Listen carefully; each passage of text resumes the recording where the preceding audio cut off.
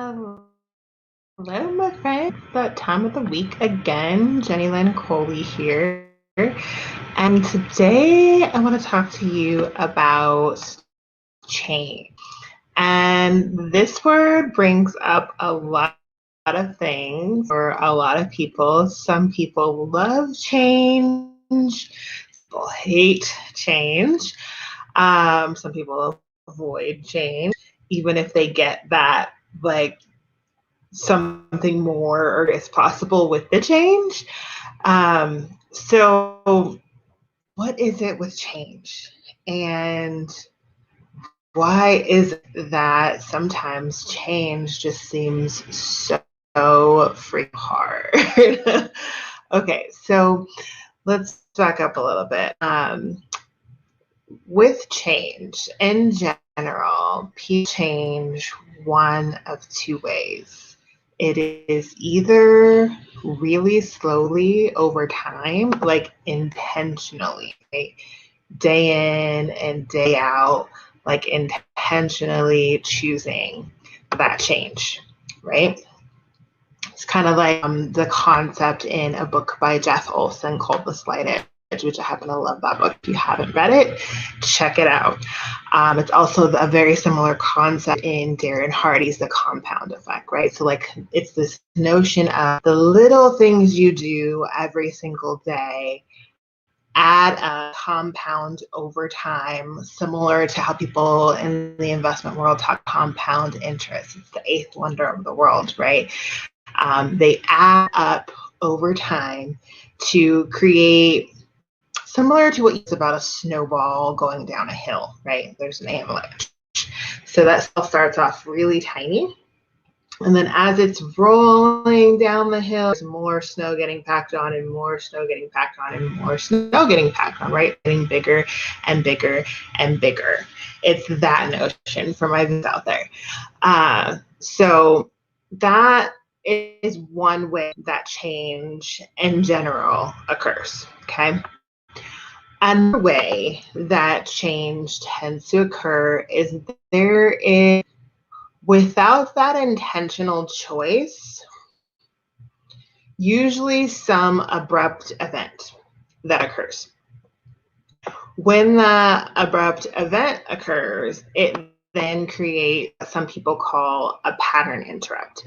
And it's like, okay, I have to change now. I must change now. And a lot of times, unfortunately, that happens when it's more of a tragic event, right? So there is a loss of someone important, whether that's the ending of a relationship, be a death, it could be, of different things, right? There's a car accident, there's a loss of a job, there's something that seems to be out of the person's control that then creates this, oh my goodness, what am I gonna do? And it's almost like panic and havoc in a lot of ways for people, to then put them into reaction, and which seems like action and like handling the quote problem, but it actually takes away a lot of choice when you're in reaction like that. And it could also be that people would consider or judge as good too, like the birth of a child or a promotion or whatever it might be. But there's usually some bigger type of event that occurs, which then creates a need to reassess. So we've got a really great worldwide example of that right now, with what is going on in our current state of affairs with this pandemic.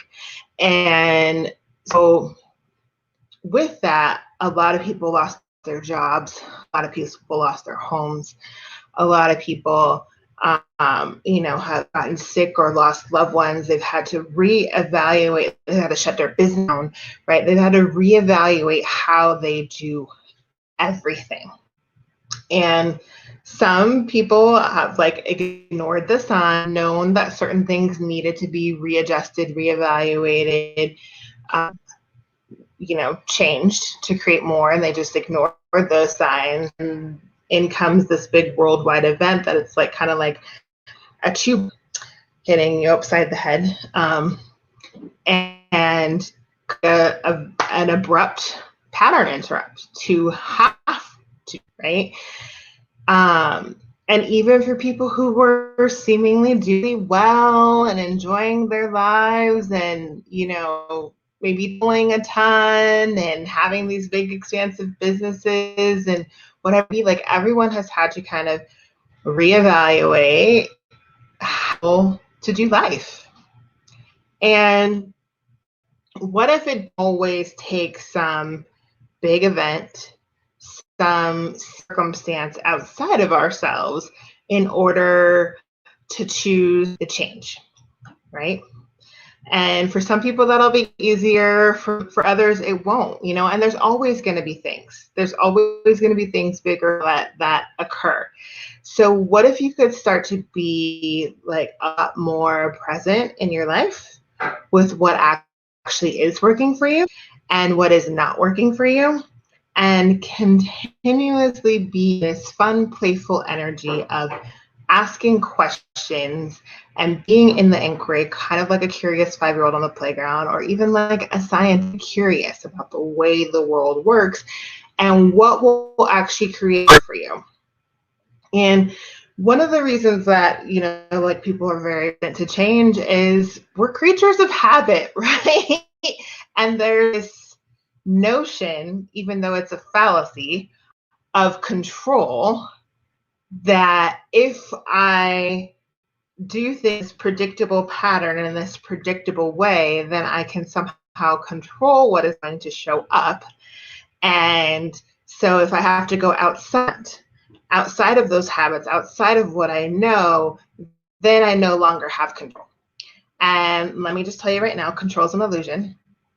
Already aware it's an illusion, it's an illusion, it's an illusion.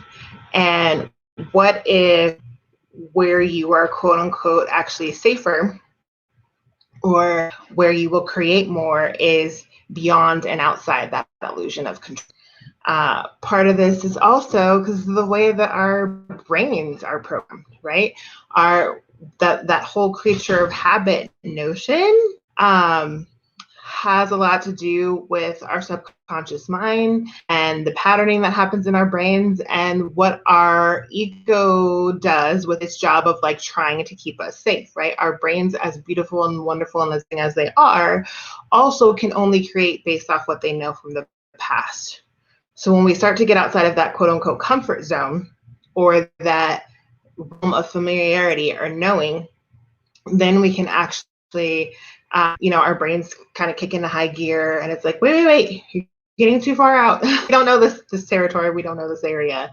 Let's not go there. And so then it can look like resistance.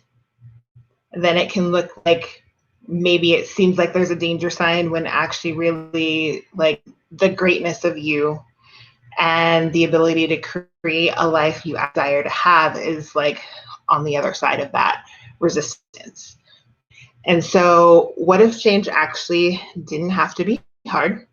What if it could be fun? What if it could be filled with a lot more ease? And what if you could begin to like really get curious and play? Because like for a lot of people, I think this will become easier now, because the gift of this worldwide event that's been happening is like the rug kind of got pulled out underneath a lot of people. All the things that they thought that they were predictable and reliable and safe, that doesn't exist anymore. We live in a new world. They get innovative. There's new ways of creating, and like that's not the first time.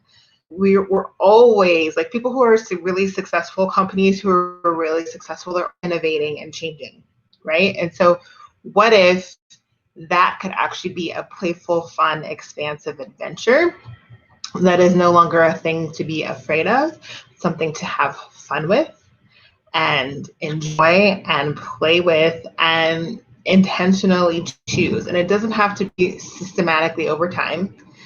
It can include that, and it can also be